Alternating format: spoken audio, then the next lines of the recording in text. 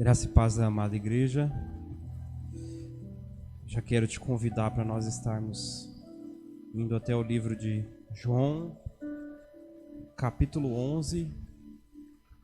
Uma história que talvez você já conheça aí muitas vezes, muitos pregadores já trouxeram a respeito disso.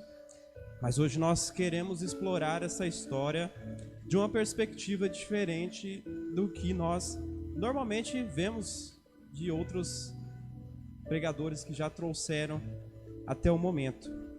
Então eu te convido a estar abrindo lá em João capítulo 11. Você conhece bem a respeito do personagem chamado Lázaro, bem como ali Marta e Maria. São personagens que são marcantes ali na Bíblia e que tem uma história que nos ensina muitas coisas. E eu, com a graça de Deus, pude estar extraindo algumas verdades para que a gente possa aprender na noite de hoje. Estive doente nos últimos dias, mas Deus me deu força com graça para que eu pudesse chegar até aqui no dia de hoje. E pela graça dele realmente, porque se fosse pelas minhas forças eu certamente não conseguiria. Tudo muito bem cuidado, a gente consegue ver o cuidado de Deus com as nossas vidas. E eu sou grato realmente não só pela minha vida, mas pela vida de cada pessoa que aqui está. Como nós estávamos falando, é uma igreja verdadeira. E nós precisamos ser verdadeiros com Deus. Quando nós somos verdadeiros com Deus, Ele nos posiciona conforme a tua vontade, faz aquilo que Ele deseja. E nós, assim, aceitando aquilo que Ele tem para nós, nós passamos a viver uma vida intencional realmente. E é isso que é a base do Evangelho. Então vamos prosseguir. João capítulo 11. Eu vou estar lendo até o verso 6. Nós não vamos nos estender muito na leitura, porque eu quero estar explorando com você depois em tópicos. Verso 1. Havia um homem chamado Lázaro. Ele era de Betânia, do povoado de Maria e de sua irmã Marta. E aconteceu que Lázaro ficou doente. Maria, sua irmã, era a mesma que derramara perfume sobre o Senhor e lhe enxugara os pés com os cabelos. Então as irmãs de Lázaro mandaram dizer a Jesus: Senhor, aquele a quem amas está doente. Ao ouvir isso, Jesus disse: Essa doença não acabará em morte, é para a glória de Deus, para que o Filho de Deus seja glorificado por meio dela. Jesus amava Marta, a irmã dela, e Lázaro. No entanto, quando ouviu falar que Lázaro estava doente, ficou mais 2 dias onde estava. Amém?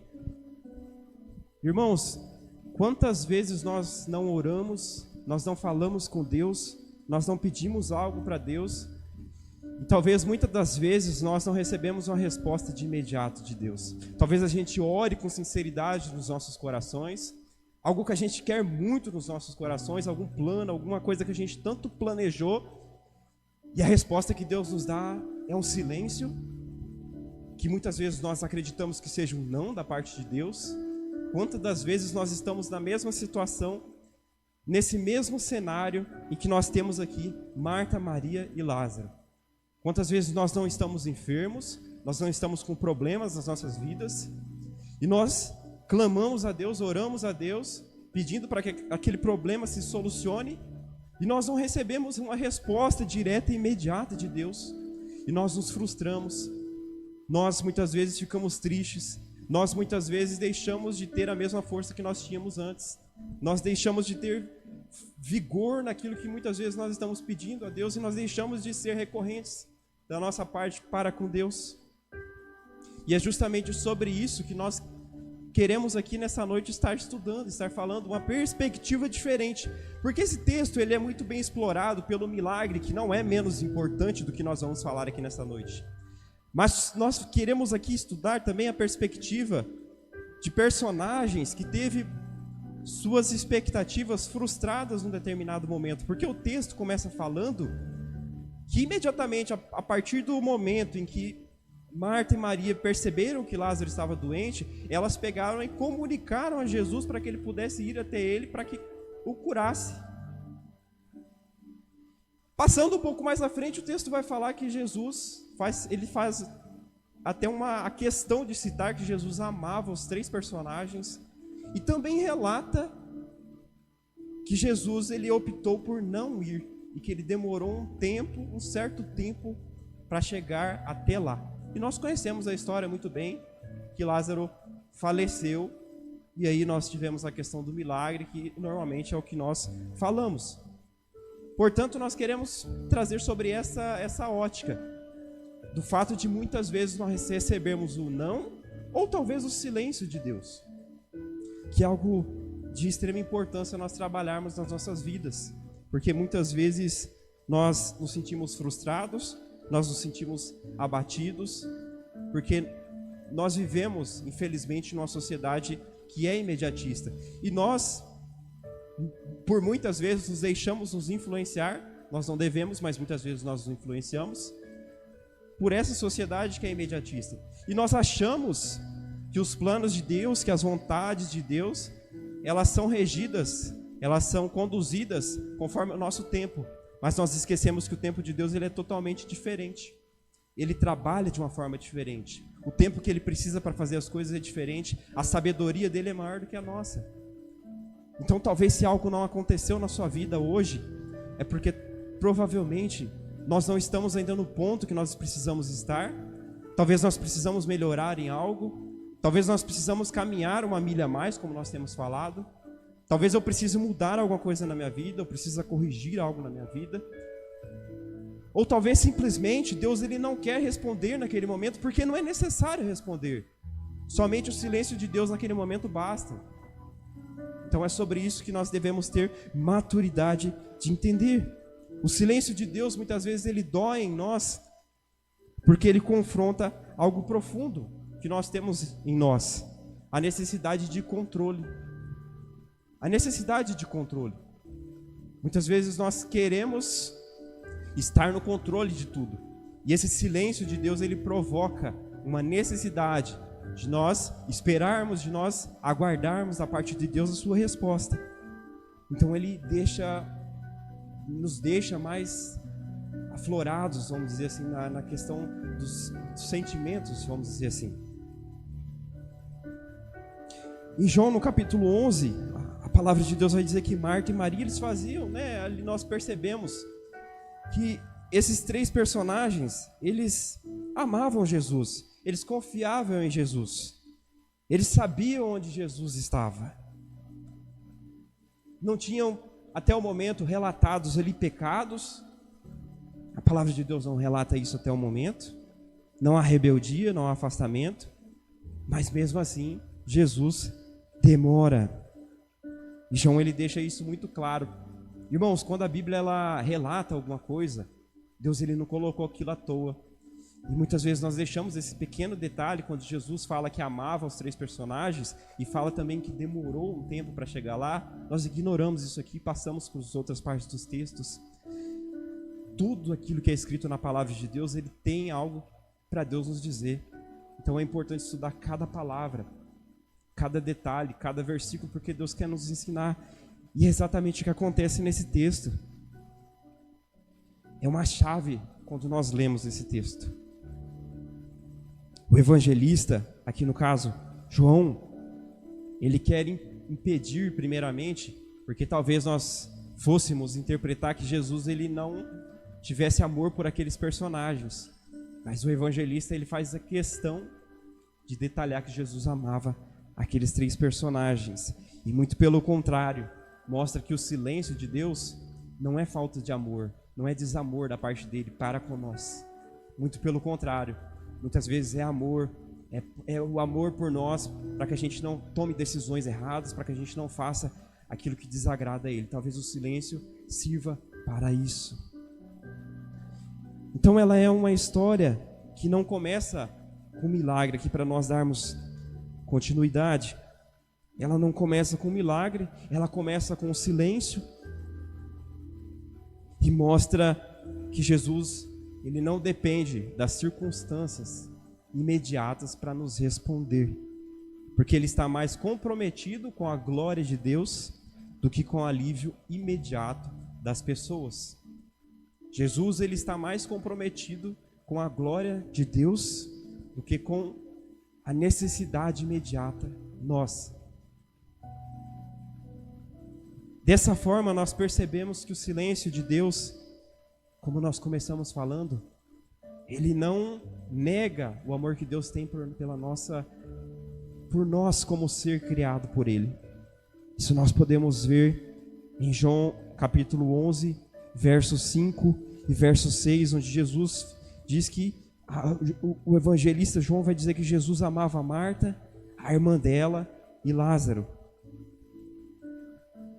E no 6, ainda vai dizer que Jesus, ao ouvir falar, ficou mais 2 dias aonde ele estava. O texto aqui ele traz uma certa, talvez você possa pensar que seja uma contradição, mas são coisas que se complementam, porque ele vai falar que Jesus amava e Jesus esperou. São duas coisas talvez que pareçam opostas nas nossas mentes, não é verdade? Como é que Jesus ama e ao mesmo tempo ele espera, né? Como é que pode Jesus esperar ali aquele homem que estava doente morrer? Esperar mais 2 dias para talvez ir até aquele lugar e resolver aquele problema? E detalhe, Jesus naquele momento ele não estava ocupado demais, a palavra de Deus é bem clara, ele não relata nada a respeito disso.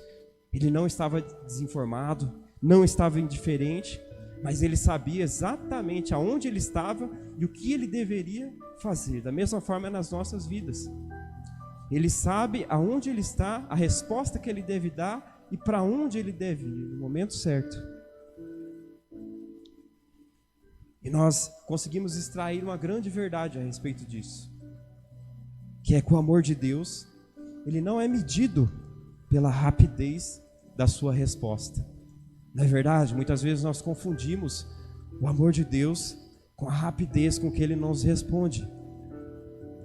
Não é porque talvez Deus não me respondeu a minha oração completamente, integralmente, ou Ele demorou para responder, ou Ele até mesmo não respondeu, que Ele não me ama como pessoa, que Ele não me dá a oportunidade de participar à mesa dEle. Não é. Muito pelo contrário, Deus ele está nos convidando a todos os dias a praticarmos os frutos do Espírito, a sermos pacientes, a sermos pessoas melhores. Nós não podemos ser pessoas imediatistas que buscam respostas e a dopamina, como nós falamos a todo tempo, a dopamina barata, a todo tempo. Nós devemos ser pessoas que estão alicerçadas no Evangelho de Deus, que estão firmadas numa rocha, numa palavra que garante para nós, independente do tempo, seja o tempo de hoje, seja o tempo de amanhã, seja daqui 1000 anos, nós temos a certeza, já tivemos por meio da sua palavra no passado, escrito aqui por meio da sua palavra, que todas essas coisas que Deus faz, elas cooperam para o bem nas nossas vidas. Então não tem necessidade alguma de nós sermos ansiosos nesse sentido. Porque nós temos a certeza que Deus tem o melhor para as nossas vidas e que Deus tem o controle das nossas vidas, por mais que muitas vezes nós não temos respostas imediatas. E nós não somos menos amados por isso. Nós não deixamos de ser filhos de Deus por isso. Talvez nós estamos sendo filhos mimados, filhos que precisam ser o tempo todo ali sondados, e Deus precisa estar o tempo todo ali do seu lado, falando e indicando. Talvez falta maturidade da nossa parte. E aqui eu me incluo nisso. Nós não estamos isentos de tudo isso. Nós precisamos ser melhores a cada dia. Em Isaías 30:18, o Senhor vai dizer que o amor de Deus, para que não fique nas minhas palavras, Isaías 30:18 vai dizer que o Senhor espera o momento de ser bondoso com vocês. O Senhor, Ele espera um momento. Não é o meu momento. Não é o momento que eu espero. Não é o momento de Marta aqui no momento aqui que ela espera, que ela quer que Jesus vá imediatamente curar aquele homem. É o momento em que o Senhor espera que seja, para que Ele faça aquilo que seja necessário. Ele espera o momento adequado para que Ele seja bondoso conosco. É como um pai que leva o filho ao médico e não se levanta no meio da cirurgia para acalmá-lo. O silêncio, ele não é um abandono, mas sim o sinal de algo sério e profundo, que algo sério e profundo está sendo feito. E aqui uma citação interessante de um pastor, Aqui, como o nome dele é muito grande, então é A.W. Tozer. Ele diz que um Deus pequeno exige explicações. Um Deus grande pede confiança. O nosso Deus é um Deus grande. O nosso Deus não é um Deus qualquer. O nosso Deus não são os deuses que as pessoas cultuavam, como nós sabemos, e que Deus repudiava. Nosso Deus é o único Deus, Ele é grande, Ele exige confiança da nossa parte. Basicamente é o que a própria palavra diz, confiança.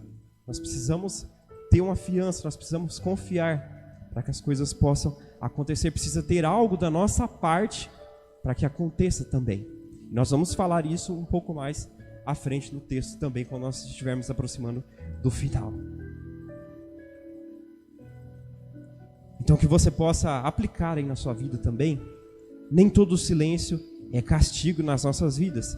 Alguns silêncios são cuidado profundo de Deus. Deus, Ele não trabalha apenas no que vemos, mas principalmente no que Ele está formando em nós. Será que muitas vezes nós temos confiado no amor de Deus, mesmo quando Ele não explica o que está fazendo?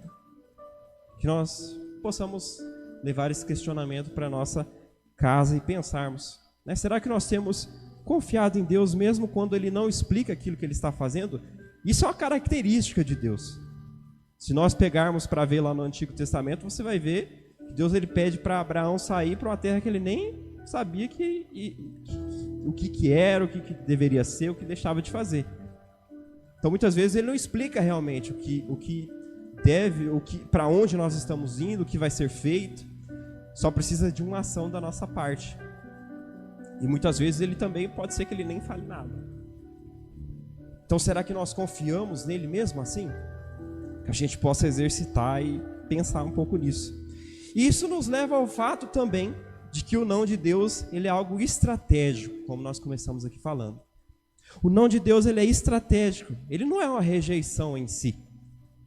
O não de Deus ele não é uma rejeição de fato. O não de Deus ele pode vir de diversas formas. Mas a rejeição, Deus ele não rejeita os seus filhos. Claro que aqueles que se arrependem de coração em relação a Ele. E muitas vezes até aqueles que muitas vezes são teimosos, que demoram a se arrepender de fato. Deus ele tem misericórdia para com nós, porque nós estaríamos condenados se não fosse essa misericórdia de Deus, não é verdade?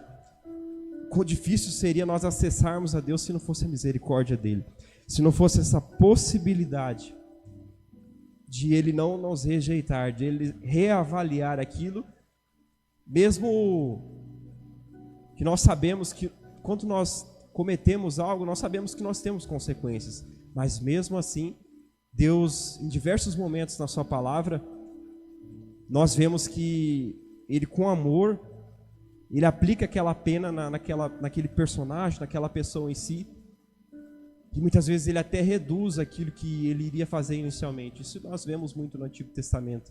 Então aqui nós observamos a misericórdia e o amor de Deus. Ele não busca nos rejeitar. Essa nunca foi a intenção dele, até porque se fosse, ele não construiria toda uma ponte de acesso. Ele deixaria que nós morrêssemos à deriva desde o jardim do Éden, como tudo aconteceu.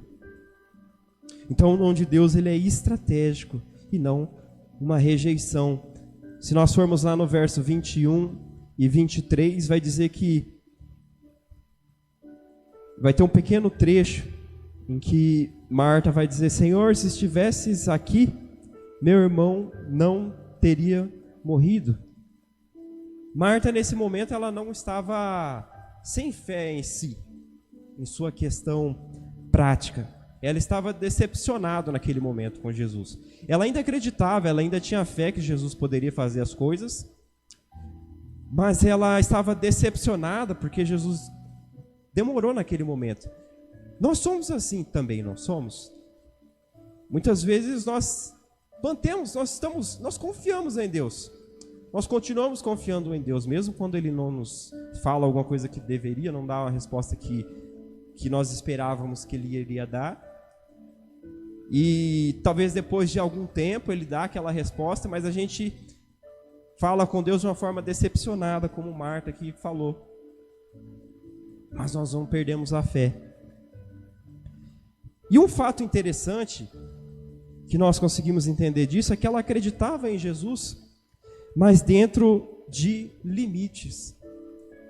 Ela acreditava em Jesus, a sua fé ela era pautada em limites. Qual que era esse limite? O limite do tempo. Para ela, demoraria ali um tempo para que as coisas acontecessem. E Jesus ele não trabalha dessa forma. Ela cria no poder de Jesus. Certamente ela acreditava, como nós acreditamos no poder de Jesus. Mas ela não imaginava que Jesus ele pudesse agir fora do tempo ali que ela talvez tenha estabelecido mentalmente na cabeça dela. Nós somos assim também. Talvez uma causa que eu nem acredito mais que tenha solução, e aí Deus soluciona. Nós ficamos surpreendidos, nossa, Deus resolveu isso. Ou talvez nós estamos até desacreditados. É a mesma coisa. Como os personagens são praticamente hoje o que eles foram, hoje nós somos muito parecidos, o que mostra que a Bíblia ela tem muito a nos ensinar por meio dessas pessoas. Jesus aqui ele atua de uma forma a transformar Marta em uma fé baseada em resultados para uma fé baseada em revelação. Como você sabe, Jesus ele vai ao final do texto realizar um milagre da ressurreição ali de Lázaro.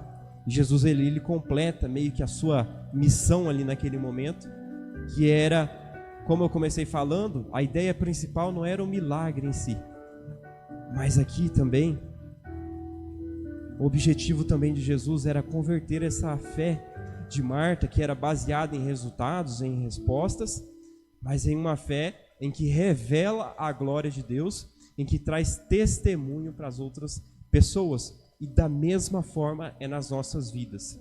Deus ele trabalha nas nossas vidas, ele faz as coisas no seu tempo e ele converte essa fé nossa para que se torne testemunho, para que as outras pessoas possam aprender também e possam entender que Deus ele trabalha no seu tempo, para que a gente possa dar bom testemunho às outras pessoas. Então o silêncio de Deus ele produz também testemunhos. Talvez você já deve ter se perguntado por que Deus tem tanto poder e ele utiliza tantos personagens na Bíblia para poder fazer, sendo que ele poderia estar fazendo tudo isso sozinho. E a resposta é muito simples, porque ele quer dar a oportunidade de nós participarmos da sua mesa, de nós participarmos daquilo que ele está fazendo, de nós darmos testemunho para as outras pessoas, porque ao participarmos, certamente nós vamos sair diferente de como nós entramos. Nós vamos ter experiências de vida para contar, de curas que nós passamos, de coisas novas que nós aprendemos, de pessoas que nós cruzamos pela vida. Tudo isso colabora para que abençoe outras pessoas. O Evangelho é sobre isso. Então ele quer converter a sua fé, que hoje talvez nós estejamos numa fé baseada no imediatismo, baseada somente nos resultados, no visível, mas ele quer transformar a sua fé no algo além disso, na fé que acredita além do visível, das coisas que ainda você não vê, como a própria palavra de Deus diz. Na fé baseada no testemunho que você pode dar depois. Você acredita naquilo que Deus tem para a sua vida, mesmo sem saber e ter isso fisicamente nas suas mãos hoje. É sobre isso aqui que a personagem de Marta nos ensina também. Uma fé baseada em revelação. Marta pediu uma cura, mas Jesus preparava a ressurreição. Às vezes nós pedimos que Deus ele feche uma porta que talvez esteja nos prejudicando, alguma coisa que esteja acontecendo nas nossas vidas, mas às vezes ele vai permitir que desmorone tudo ao nosso redor para que seja construído novo. Lembra dos cacos, dos vasos que são destruídos como um todo? Não tem como você construir os caquinhos, os pedacinhos. Deus talvez ele vai permitir, vai tirar tudo que nós temos para que a gente venha a ser reconstruído como um novo.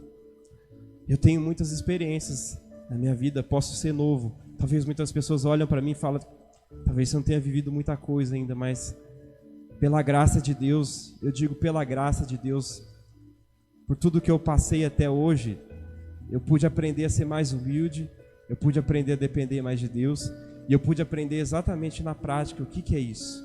O que é ser reconstruído aos cacos do zero. Só quem precisa do perdão de Deus sabe como que é precisar quando todas as coisas ao redor te apontam e te acusam. Só quem precisa realmente do perdão de Deus sabe como que Ele libera esse perdão e você se torna totalmente mais leve, e quando Ele te dá a permissão e te reconstrói como um bom oleiro que Ele é.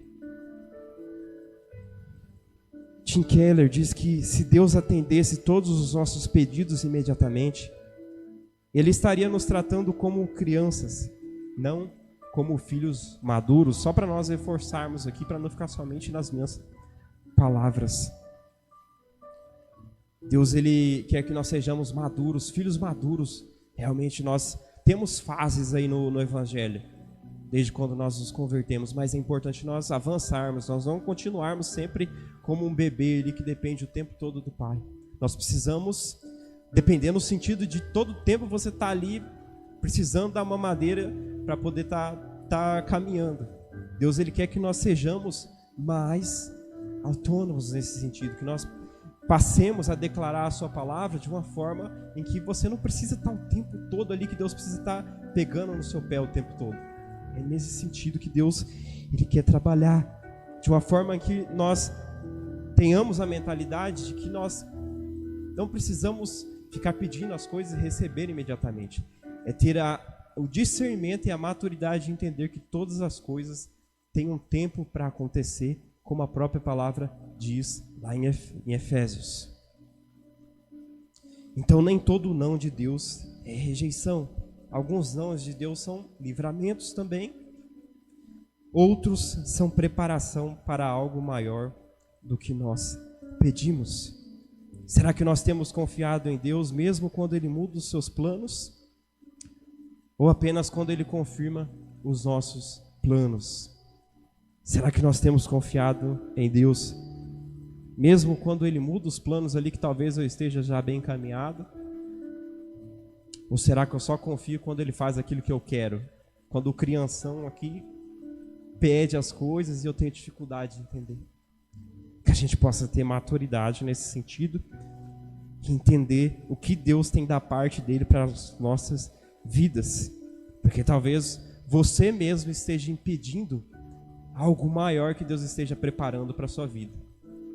Isso é duro de escutar, mas muitas vezes nós mesmos somos os agentes que estão impedindo que Deus realize alguma obra grandiosa que Ele tem para fazer nas nossas vidas. E por fim, para nós encerrarmos, a espera, ela é o ambiente onde a fé ela é aprofundada.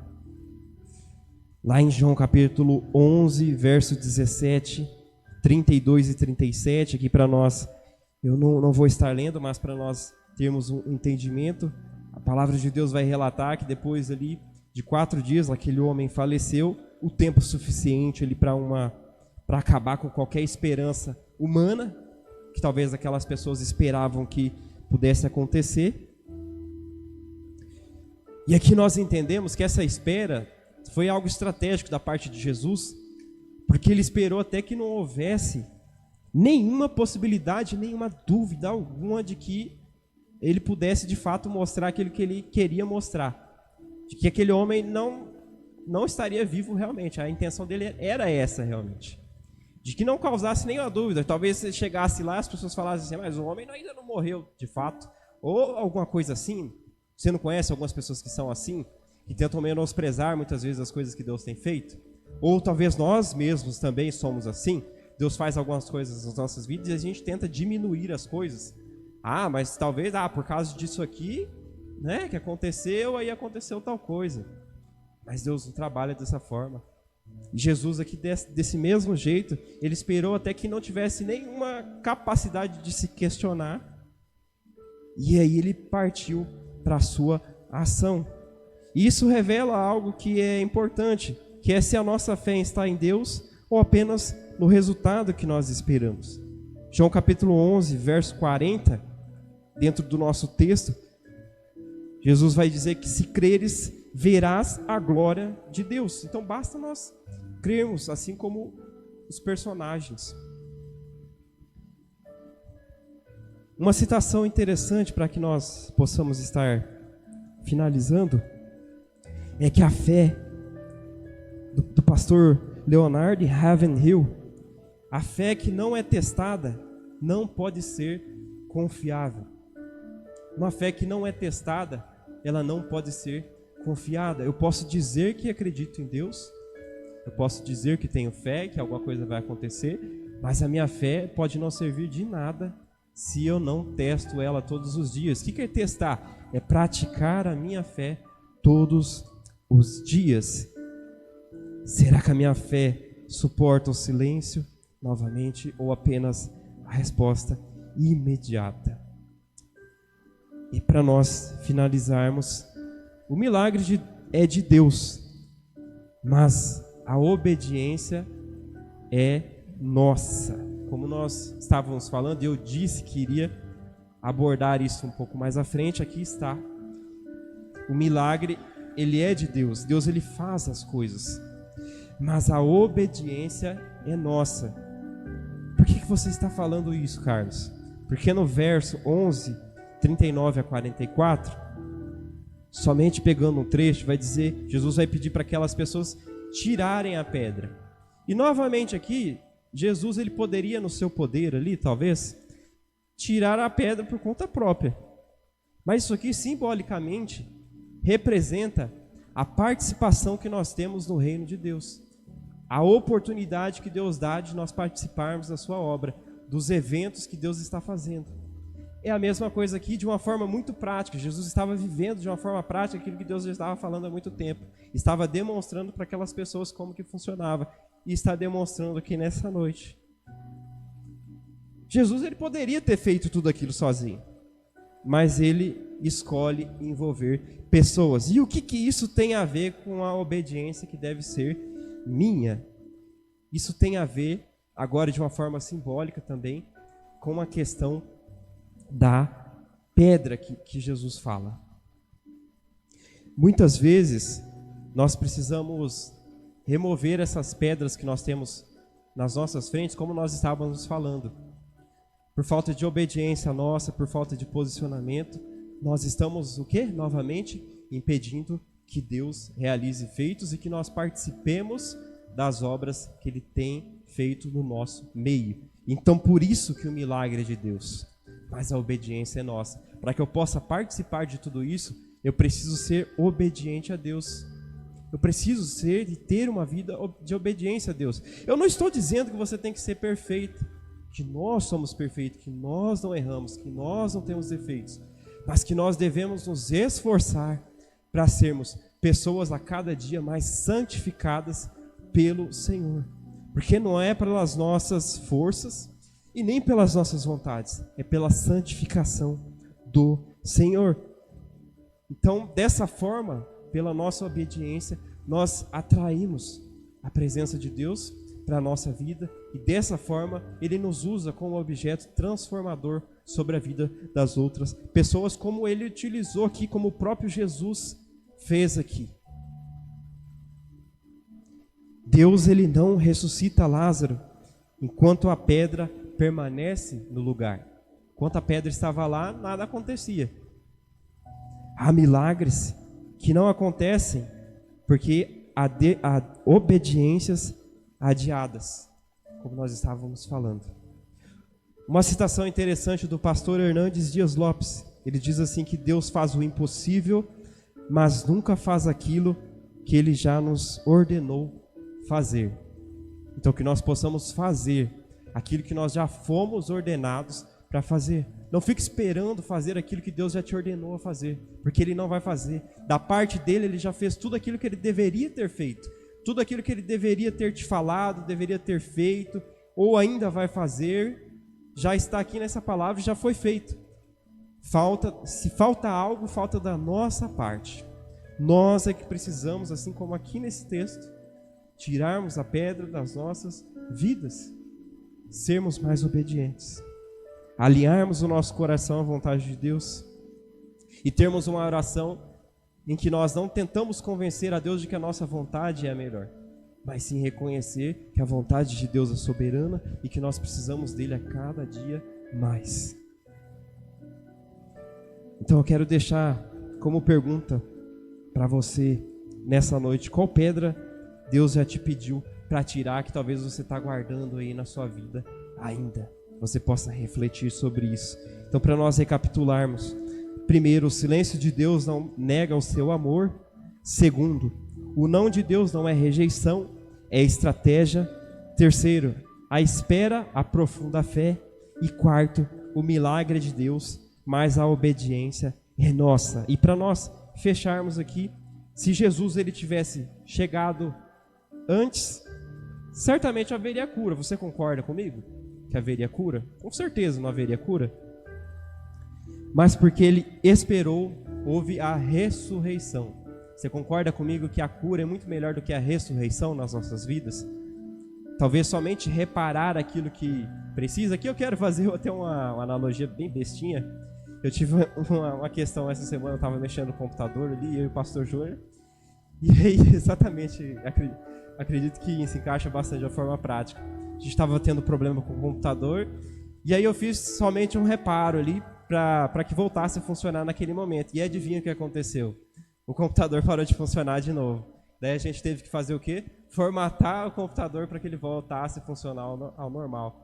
Então talvez somente o reparo nas nossas vidas, a cura ali, aquela coisa local, aquele reparo específico, talvez não seja o suficiente nas nossas vidas.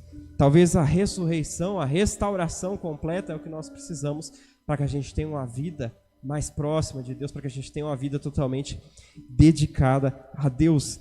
O silêncio de Deus, ele não é ausência, é o ambiente onde ele prepara algo maior do que pedimos. Enquanto você espera, Deus trabalha. O silêncio ele não é o fim, é a parte do propósito. Amém? Vamos nos colocar de pé para que a gente possa estar orando, encerrando esse culto, para que a gente possa agradecer a Deus. Senhor nosso Deus, nós te agradecemos pela oportunidade que o Senhor nos dá nessa noite. Obrigado pela tua palavra, obrigado pela sua vontade, ó Deus, por aquilo que o Senhor tem feito sobre as nossas vidas, que o Senhor possa reinar soberanamente nas nossas vidas, que tudo aquilo que nós pedirmos para o Senhor, que seja de uma forma intencional, mas que não seja as nossas vontades carnais, aquilo que nós estamos desejando, talvez com uma intenção de terceiros ali, pensando em fazer alguma outra coisa que talvez não seja aquilo que agrada ao Senhor.